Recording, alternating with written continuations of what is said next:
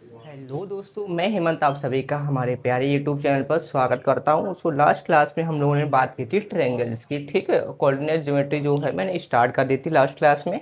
ठीक है, coordinate geometry मैंने स्टार्ट कर दी थी। ये आपकी क्लासेस चल रही हैं बेसिकली यूपी पीजीटी और टीजीटी की जो अपकमिंग वैकेंसीज हैं। ठीक है, उसकी प्रिपरेशन अभी आपकी चल रही है। कोऑर्डिनेट ज्योमेट्री में मैंने कल आपको सिलेबस बता दिया था कैसे क्या क्या चीज़ें पढ़नी है। ठीक है, तो कल ही बताया था कि कार्टेशियन सिस्टम स्टार्ट किया है मैंने। कार्टेशियन सिस्टम में सबसे पहले क्या पढ़ना था अपने को, डिस्टेंस फार्मूला पढ़ना था, तो वो मैंने आपको करा दिया है अभी। ठीक है, डिस्टेंस फार्मूला के बाद आपको सेक्शन फार्मूला कराया जाएगा और डिस्टेंस फार्मूला में अभी कुछ चीज़ें बाकी हैं। ठीक है, तो सबसे पहले उनको कंप्लीट करते हैं आज की क्लास में। तो कल मैंने जहाँ तक है कि ट्रायंगल्स बता दिए थे। ठीक है, आज हम लोग ट्रायंगल्स पे डिस्टेंस फॉर्मूला कैसे अप्लाई करेंगे उसकी आज बात कर लेते हैं सबसे पहले। ठीक है, चलो। तो application of distance formula in triangles. ठीक है, ये लेक्चर सेकेंड है। ठीक है, लेक्चर सेकेंड, वो लेक्चर फर्स्ट है।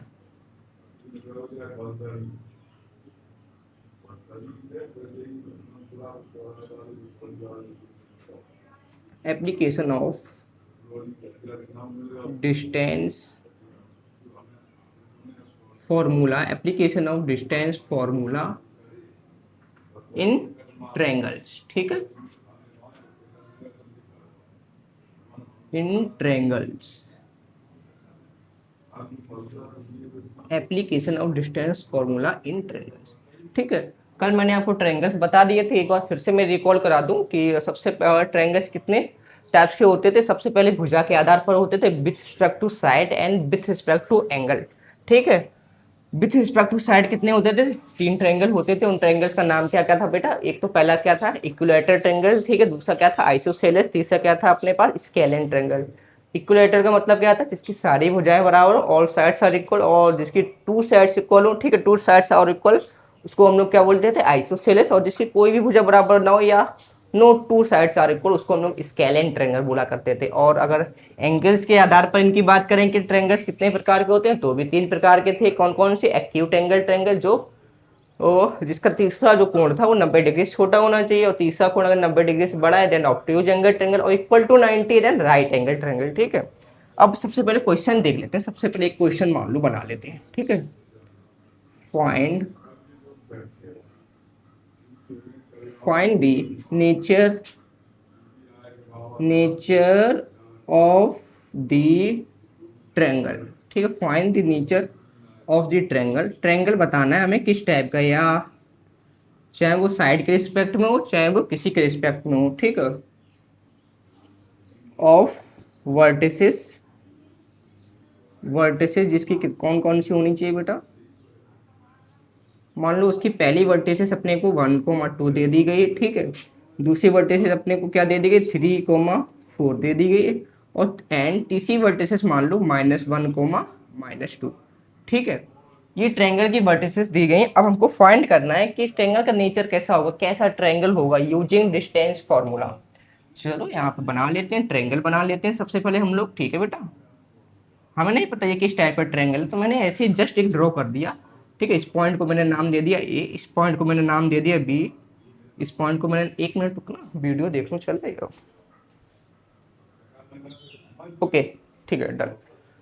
इस पॉइंट को ए नाम दे दिया था, तो इसका पॉइंट क्या होगा बेटा 1,2। ठीक है, ये क्या है 1,2। जो बी पॉइंट दिया था इसकी पॉइंट्स क्या है अपने पास 3,4, और जो सी दिया था 3,4, ये क्या है अपने पास -1, -2। ठीक है, अब एक बार बताओ, क्या हम इसकी ए बी, बी सी और सी ए निकाल लें तो यहाँ से हम लोग डिसाइड कर सकते हैं ना साइड के रिस्पेक्ट में कि कौन सा ट्रायंगल होगा। तो ए बी की डिस्टेंस निकाल लेते हैं सबसे पहले। ठीक है, यहाँ पर लिख लो डिस्टेंस ऑफ ए बी, या distance between A and B ऐसे लिख लो। ठीक है, क्या होगी बेटा अंडर रूट, फॉर्मूला क्या था अपने पास x2 - x1 का होल स्क्वायर, इसको मान लो क्या x1 y1 x2 y2 2। x2 minus x1 का होल स्क्वायर। तो अब मैं पूरा नहीं लिखूंगा बेटा, थोड़ा सा, क्योंकि हाई लेवल की क्लासें हैं तो थोड़ा सा आपको एक दो स्टेप मतलब मैं ना भी लिखाऊं ना तो भी आप लोग समझ जाइएगा इसको, ठीक है। 3 - 1, और वैसे भी अभी अपने पास व्हाइट बोर्ड ही है, ठीक है। अगर अपने पास स्मार्ट बोर्ड होता तो कोई दिक्कत नहीं होती, ठीक है। थोड़ा सा स्पेस भी कम, 3 - 1 का होल स्क्वायर प्लस 2 प्लस और 4 - 2 का होल स्क्वायर। तो आंसर कितना आ जाएगा इसका, कोई बता सकता है? अंडर रूट और 2 का स्क्वायर, 2 का स्क्वायर मतलब 4 प्लस यहाँ पे भी 2 का स्क्वायर बैठेगा, कितना 4। तो 4 + 4 कितना आ जाएगा, equal to under root 8। Under root 8 A भी आ गई, ये कितनी आ गई अपने पास डिस्टेंस बेटा, अंडर रूट 8। इसी प्रकार बीसी निकालो, बीसी कितनी आएगी अपने पास,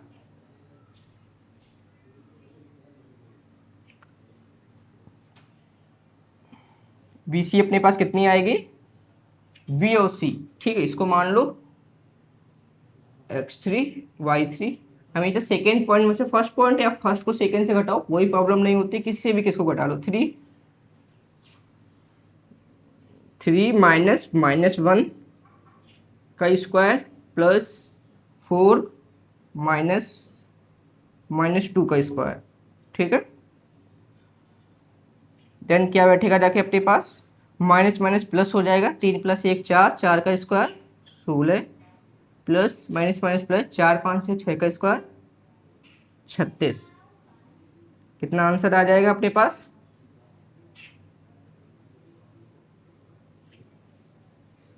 52, अंडर रूट 52। तो इसकी लेंथ आ गई अपने पास अंडर रूट 52, ठीक है। इसकी भी हम लोग फाइंड कर, इसी तरीके से हम लोग इसकी फाइंड करेंगे। तो इसकी जब हम लोग फाइंड करेंगे तो मैं आपको बता दे रहा हूँ कितना आ जाएगा। 1 यहाँ पर फाइंड कर लेते हैं ए सी, ठीक है, डिस्टेंस ऑफ ए सी, क्योंकि वहाँ पे जगह नहीं है।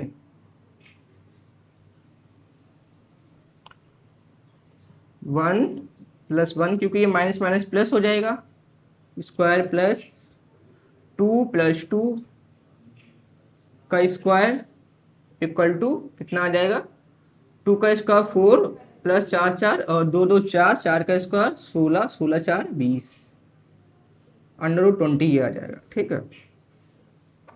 अब इसमें से बता सकते हो कौन सी बड़ी हुई क्या, इसमें जैसे विथ रिस्पेक्ट टू साइड्स मैंने 3 ट्रायंगल बताए थे, ठीक है। क्या इसकी सारी साइड्स इक्वल दिखाई दे रही हैं? कुछ बच्चे क्या करेंगे, कंफ्यूज हो जाएंगे इसमें कि सर इसमें आप लोग कैसे पहचानोगे कि अंडर रूट 8 की वैल्यू क्या है, अंडर रूट 52 की वैल्यू क्या है, अंडर रूट 20 की वैल्यू क्या है, और कैसे हम लोग इसको पता करें कि कौन सा बड़ा है कौन सा बड़ा नहीं है। तो इसके लिए यहाँ पर देख लो एक नोट, ठीक है। एक बात बताओ, अंडर रूट 2, अंडर रूट 3 और अंडर रूट 4। अंडर रूट 2 की वैल्यू आप सबको पता है 1.414 डॉट डॉट डॉट चलती रहती है। अंडर रूट 3 की वैल्यू सबको पता है 1.732 डॉट डॉट डॉट डॉट चलती रहती है। अंडर रूट 4 की वैल्यू 2 आती है। तो क्या आप लोग यहाँ से निष्कर्ष नहीं निकाल सकते हो कि कौन सा बड़ा होगा कौन सा छोटा होगा, ठीक है। जैसे अंडर रूट 2 की वैल्यू 1.4 है तो 1.7 तो 1.4 से बड़ा ही है ना, 2 तो इससे भी बड़ा है। इट मीन्स अगर अंडर रूट के अंदर वैल्यू बड़ी है तो इट मीन्स वो सबसे बड़ा होगा। तो यहाँ पर हम लोग क्या कह सकते हैं कि BC सबसे बड़ी है, देन अपने पास क्या है अंडर रूट 20, AC है, देन अंडर रूट 8 है। तीनों बराबर तो हो रहा है नहीं ना, तो इट मीन्स ये कैसा ट्रायंगल हो जाएगा, स्केलियन ट्रायंगल। कैसा हो जाएगा ये अपने पास, इसकी no two sides are equal, या तीनों भुजाएं आपस में बराबर नहीं है, उसको हम लोग क्या बोल देते हैं, स्केलियन ट्रायंगल, ठीक है। तो भुजा के आधार पर समझ में आया कि हम ट्रायंगल कैसे फाइंड करेंगे कि ये कौन सा ट्रायंगल है कौन सा ट्रायंगल नहीं है। आई होप आप सब लोगों को अच्छी समझ में आई होंगी चीजें, ठीक है। हाँ, अब इसी क्वेश्चंस को अगर जैसे यहाँ पे ये तो नहीं दिया गया है ना कि आपको किसके आधार पर फाइंड करना है, कि आपको विथ रिस्पेक्ट टू साइड के आधार पर निकालना है या विथ रिस्पेक्ट टू एंगल निकालना है, ये हमको नहीं पता है ना। अब इसी क्वेश्चंस को हम लोग किसके थ्रू टैकल करेंगे बेटा, कहाँ गया, इसी क्वेश्चन को अगर हम लोग एंगल के थ्रू निकालना चाहें, एंगल के थ्रू, तो हम लोग कैसे डिस्कस करेंगे। एक चीज का हमेशा याद रखना, एक रिजल्ट आपको बताना पड़ेगा मुझे इसके लिए, ठीक है। हाँ, सबसे पहले एक चीज याद रख लो, ये मैंने लिखी ली under root 8, under root 50, under root 20, ठीक है। बाकी सब मैं इरेज करने वाला हूँ, ओके। चलो इसके विथ रिस्पेक्ट टू साइड तो मैंने आपको बता दिया है क्वेश्चन को कैसे टैकल करना है। और विथ रिस्पेक्ट टू एंगल भी मुझे आपको बताना है कि आप क्वेश्चन को कैसे टैकल करोगे। तो अभी देखते हैं कैसे क्वेश्चन टैकल होगा अपना।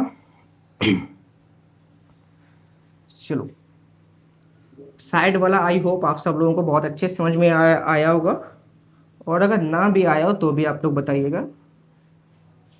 चलो, अब हम लोग बात करने वाले हैं कि क्वेश्चन को विथ रिस्पेक्ट टू एंगल कैसे टैकल करेंगे। तो यहाँ पे एक नोट लिख लो, ठीक है। नोट में ये लिख लो आप लोग कि जैसे कोई ट्रायंगल दिया है, ठीक है, एंगल की बात कर रहा हूँ मैं यहाँ पे। ये ए दे रखा है पॉइंट, ये पॉइंट बी दे रखा है, ये पॉइंट सी दे रखा है, ठीक है। ठीक है, मान लो ए बी के सामने के जैसे ये दे रखा है सी, सी के सामने भुजा मान लो क्या भी मान लो, सी मान लो, ठीक है। ए के सामने की ए मान लो, बी के सामने की बी मान लो, ठीक है। अब यहाँ पर एक रिजल्ट ये बनता है कि let A B the longest side, मैंने लेट कर लिया, ठीक, लॉन्गेस्ट साइड, मतलब कि एक ऐसी होगी बहुत ज़्यादा लॉन्गेस्ट साइड होगी। या इसको ना ऐसे ना बना के, अगर इसको हम ट्रायंगल के तरीके से बना लेते ना, वो ज़्यादा सही रहता है, राइट एंगल ट्रायंगल, क्योंकि ये result basically right angle triangle type का ही बनेगा जाके। मान लो ये बना लिया मैंने, ठीक है, इसको मैंने ए ले लिया, हाँ, ए बी और सी, ये पॉइंट ए ले लो, ये पॉइंट बी ले लो, ये पॉइंट सी ले लो, ठीक है। अब इसमें रिजल्ट रहता है, जैसे ये पाइथागोरस इसमें लगाओगे तो क्या होता है, A square equal to B square plus C square, यही तो बैठेगा जाके ना। तो ये जब भी आ जाए, मतलब कि longest side equal to other जो दो साइड रहती है उनका सम का स्क्वायर, सॉरी उनका स्क्वायर का अगर सम करेंगे तो अगर लॉन्गेस्ट साइड जो होगी उसके बराबर आ जाती है, तो ये कैसा कहलाएगा, राइट एंगल। कैसा कहलाएगा ट्रायंगल अपने पास, राइट एंगल ट्रायंगल, ठीक है। अब यहीं पर अगर बात करते हैं कि ए जो लॉन्गेस्ट साइड है greater than B square plus C square से आ जाए। मान लो जो ई स्क्वायर है अपने पास, ठीक है, वो B square plus C square के क्या आ जाए, ग्रेटर देन आ जाए। हाँ पीटू चल रही दिखाई भी दे रहा है, ठीक है। अगर ग्रेटर देन आ जाए तो इसको हम लोग बोलते हैं ऑब्ट्यूज एंगल ट्रायंगल। क्या बोलेंगे बेटा, ऑब्ट्यूज एंगल ट्रायंगल, ठीक है। अब यहीं पे जो लॉन्गेस्ट साइड है ए स्क्वायर, वो लेस देन आ जाए B square plus C square के, देन आप लोग समझ के इसको हम लोग क्या बोलेंगे, एक्यूट एंगल ट्रायंगल, ठीक है। आई होप ये चीजें आप लोगों को समझ में आई होंगी कि ए अगर ए लॉन्गेस्ट साइड लेके चलनी है, कॉन्सेप्ट पकड़ना। लॉन्गेस्ट साइड पे मैं यहाँ पर ब्रैकेट में बंद कर दे रहा हूँ, यहाँ पर जरूरी नहीं कोई भी लॉन्गेस्ट साइड हो सकती कि यहाँ पे ए ही लेनी है, यहाँ पे बी सी कुछ भी लॉन्गेस्ट साइड ले सकते हैं। जैसे इस टैकल को इसमें अप्लाई करने देखो तो इसमें लॉन्गेस्ट साइड कौन सी है आप लोग बता सकते हो, सबसे ज्यादा बड़ा कौन सा, 52 है ना। तो यहाँ पर ए की वैल्यू क्या हो जाएगी, √52। अब बाकी अदर साइड्स क्या हो जाएंगे, बी और सी, कुछ भी ले लो, √8 ले लिया आपने, और सी की वैल्यू क्या ले ली, √20, ठीक है। ये आपको दिखाई दे रहा है, हाँ हाँ दिखा दिखा, ठीक है। तो क्या ये इसको इसमें से तीनों कंडीशन लगा के आप लोग बता सकते हो कौन सी चीज़ सही आएगी। इन सबका स्क्वायर कर दो तो यहाँ से ए स्क्वायर की वैल्यू कितनी आ जाएगी, ए स्क्वायर की वैल्यू आ गई 52, बी स्क्वायर की वैल्यू कितनी आ जाएगी, 8 आ जाएगी, और सी स्क्वायर की वैल्यू कितनी आ जाएगी, 20 आ गई। क्या आप लोग बता सकते हो क्या बराबर होंगी, जैसे मान लो 52 और 8 प्लस 20, तो ये क्या आ गया, 28 आ गया, ठीक है। क्या ये इस तरीके से साइन आएगा, it means A square greater than B square plus C square है, A square plus greater than B square plus C, तो कैसा होगा, ऑब्ट्यूज एंगल ट्रायंगल। कैसा हो जाएगा बेटा, ऑब्ट्यूज एंगल ट्रायंगल, ठीक है। ऑब्ट्यूज एंगल ट्रायंगल ये बन जाएगा अगर आप लोग इसको एंगल्स के आधार पर देखोगे, ठीक है। आई होप आपको ये क्वेश्चन समझ में आया होगा। तो इससे रिलेटेड एक और क्वेश्चन मैं अभी आपको करा रहा हूँ, बट वर्टिसेस इसके क्या होंगे, चेंज कर देंगे, ठीक है। क्या आपको दिखाई दे रही है चीज़ें, ठीक, ठीक है। अब आई होप इससे रिलेटेड एक और क्वेश्चन कराने की जरूरत है मुझे, समझ में आई होंगी, क्योंकि मैं काफ़ी स्लो स्लो चीज़ें करा रहा हूँ, ठीक है। तो थोड़ा सा आपको पेशेंस बनाने की बहुत ज़रूरत है, अगर आप लोग को पहले से पढ़ाया है ये सारी चीज़ें तो आप लोग इसको 2x की स्पीड पे देख सकते हो, और अगर पहले से पढ़ी नहीं है चीज़ें आपकी, ठीक है, तो आपको नॉर्मल स्पीड में ही देखेगा आपको अगर एग्ज़ाम क्रैक करना है तो, ठीक है। क्योंकि आप 2x की स्पीड पर देख तो लोगे, लेकिन बाद में जब याद करने की या मतलब याद तो की नहीं जाती कोई चीज़ें, जब रिकॉल करने की बारी आएगी ना, तब आप इनको रिकॉल करना काफ़ी मुश्किल हो जाएगा, ठीक है। ओके, तो find the nature of the triangle of vertices 1,2, 3,4 and -1, -2। चलो एक और क्वेश्चन कर लेते हैं इससे रिलेटेड हैं, देन उसके बाद हम लोग अपना क्वाड्रिलेटर पर मूव कर जाएंगे, ठीक है। ये चीज़ आप लोग लिख लीजिएगा अपना, राइट डाउन, और नोट्स बना के वो चलिएगा, क्योंकि अभी मेरा नया नया चैनल है तो नोट्स तो मैं प्रोवाइड नहीं कर पाऊँगा, और इतना बड़ा चैनल भी नहीं है काफ़ी लोगों जैसे, ठीक है। छोटा सा ये भी स्टार्टिंग की है, जस्ट स्टार्टअप ही समझ लीजिए आप लोग। और अगर सपोर्ट रहा आप सब लोगों का या मेरा अच्छा पढ़ाना रहा, तो पक्का एक दिन एक मुकाम हासिल करेंगे सब साथ में मिलके, है ना। चलो अब मैं क्या करने वाला हूँ, यहीं पे पॉइंट हम लोग कुछ भी चेंज कर लेते हैं, ठीक है। यहाँ 3,4 की जगह अब हम लोग कुछ भी ले लो पॉइंट, ठीक है। क्या पॉइंट ले लिया जाए, 1,2, -1,2, देन और 0,1 ले लिया जाए, ठीक है। अब जब 0,1 ले लिया, अब मैं यहाँ से स्टार्ट कर रहा हूँ, ठीक है। यहाँ पर ये ट्रायंगल बना लो,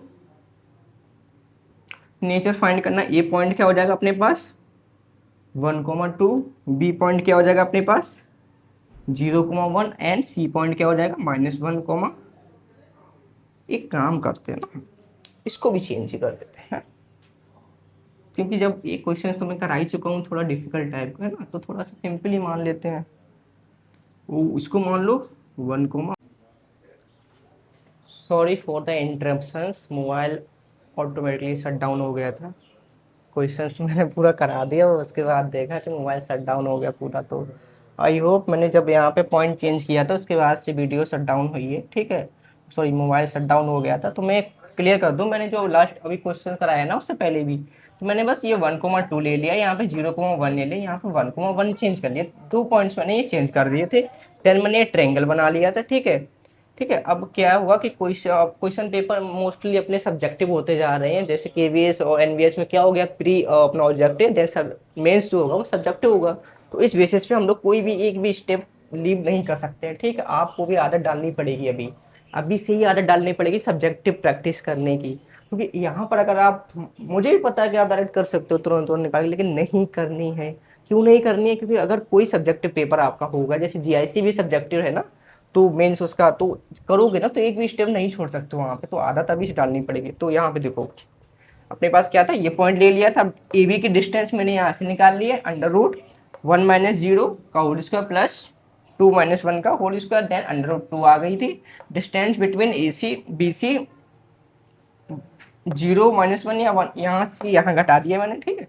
1 आ गई। डिस्टेंस बिटवीन ए सी ए मैंने निकाल लिया यहाँ से 1, वो भी अपने पास 1 आ गई, ठीक। अब √2 √1, ये देखो यहीं से पता चल रहा है दो भुजाएं बराबर है, देन आइसोसेलेस ट्रायंगल हो जाएगा, समद्विबाहु त्रिभुज हो जाएगा, ठीक है।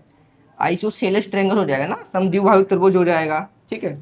और अगर एंगल की रिस्पेक्ट में अगर हम लोग बात करते हैं तो सबसे बड़ी भुजा कौन सी है इसमें, √2 की वैल्यू कितनी होती है 1.414 होती है, तो 1.4 इन दोनों से बड़ी होगी ना। लॉन्गेस्ट साइड तो हमको पता ही चल गई, तो लॉन्गेस्ट साइड का स्क्वायर करोगे, देन बाकी अदर का स्क्वायर करोगे, तो लॉन्गेस्ट साइड का स्क्वायर 2 आ रहा है, बाकी अदर का सम करने स्क्वायर का सम करने के बाद 2 आ रहा है, इसका मतलब दोनों इक्वल आ रहे हैं ना, 2 = 2। इट मीन्स ये कैसा हो जाएगा, राइट एंगल ट्रायंगल होगा और आइसोसेलेस ट्रायंगल होगा, जिसकी दो भुजाएं बराबर होंगी, जिसकी वर्टिसेस ये होंगी वो आइसोसेलेस ट्रायंगल होगा, और अपने पास राइट एंगल ट्रायंगल होगा, ठीक है। तो ये ट्रायंगल्स के हम लोगों ने दो क्वेश्चंस कर लिए हैं, ठीक है। तो डिस्टेंस फार्मूला का इतना ही यूज वहाँ पे पूछा जाएगा आप लोगों का। और ज़्यादा वीडियो बड़ी ना करते हुए मैं इसके जो नेक्स्ट क्लास है उसमें मैं आपको क्वाड्रिलेटरल बताऊंगा, क्वाड्रिलेटरल के टाइप्स बताऊंगा, ठीक है। देन उसमें हम लोग कैसे डिस्टेंस फार्मूला का यूज करते हैं। देखो आप लोगों को थोड़ा आइडिया लग ही गया होगा, कैसा आइडिया लग गया होगा कि अगर हम लोग इसमें, जैसे इसमें वर्टिसेस दिए गए, इसमें ट्रायंगल में 3 पॉइंट होते हैं ना, 3 वर्टिसेस हो जाती है, उसमें बस क्या हो जाएगा 4 वर्टिसेस हो जाएंगे और यूज ऐसे ही किया जाएगा जैसे इसमें कर रखा है डिस्टेंस निकालने का, ठीक है। लेकिन थोड़ी सी उसमें चीजें एक्स्ट्रा आउट हो जाती हैं, क्योंकि जब 4 वर्टिसेस गिवन होगी ना तो थोड़ा सा क्वेश्चन लेंदी हो जाता है, नो डाउट, ठीक है। एक चीज और निकालनी पड़ेगी उसके लिए हमें। बस उसके पहले हमको जैसे ट्रायंगल्स की प्रॉपर्टीज पता होती है, उसके पहले हमको क्वाड्रिलेटर की प्रॉपर्टीज पता होनी चाहिए। तो वो मैं लेक्चर 3 में आपको बताऊंगा क्वाड्रिलेटर की प्रॉपर्टीज, और वहाँ पे क्वाड्रिलेटर में डिस्टेंस फॉर्मूला का हम लोग यूज कैसे करेंगे, ठीक है। आई होप वो गर्मी की वजह से मोबाइल शट डाउन हो गया था, तो चलो कोई ना। तो जब आप नया स्टार्टअप कुछ भी करते हो या कुछ भी चीज़ें जब आप दिल से करना स्टार्ट करते हो तो प्रॉब्लम्स आना स्टार्ट होती है, नो डाउट, ऑलवेज सबकी लाइफ में प्रॉब्लम्स आना स्टार्ट होंगी, तो उनको एक कान से सुनो दूसरे कान से बाहर करो, ठीक है। चलो मिलते हैं फिर नेक्स्ट क्लास में, ठीक है, कोऑर्डिनेटर के साथ आपके साथ नेक्स्ट क्लास में मिलते हैं। Okay bye bye, take care.